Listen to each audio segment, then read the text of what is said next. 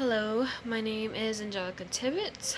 I am going to be doing my book link on Swashby by the Sea, which is by Beth Ferry, and The Catcher in the Rye by J.D. Salinger. Both of these books have so many connections. One of the main connections between these books are their main characters. The main connection between these books that I made would be that the main characters are both sort of like antisocial characters. They both are more drawn off towards people.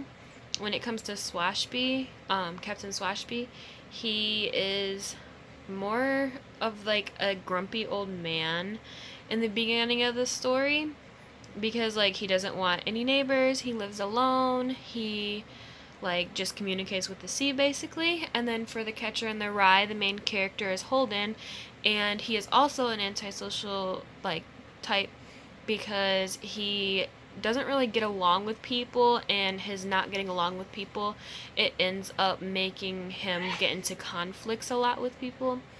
So he gets into a lot of fights, a lot of arguments, altercations, just because he's being misinterpreted by people, and he puts himself in situations that he really shouldn't be putting himself in.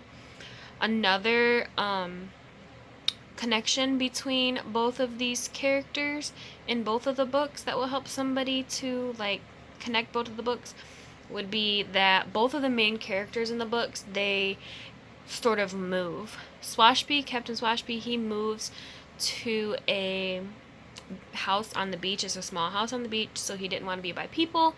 He wanted to be by the sea because him and the sea would get along, and he did not get along with people. When it came to Holden and the Catcher in the Rye, he got kicked out of his boarding school or prep school, and we learned that it's not his first time getting kicked out, so that also shows that he's not really a people person.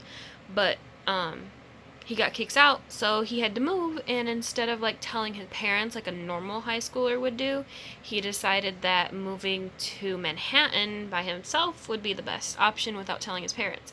So both of these characters, they ended up moving away from people without letting the people around them know. And that's one of the other main characters. It would help to get to know both of the characters so that when you're connecting the children's book to the young adult book, you can see the connections between the characters. Because if you don't understand the characters, you won't be able to understand the book, because the characters are what make the book in these two books. Yeah, I love both of them. They're both great books. You should read them. You should connect them. I would recommend reading Swashby and the Sea first, and then reading The Catcher in the Rye, just because The Catcher in the Rye is a young adult book. So, yeah.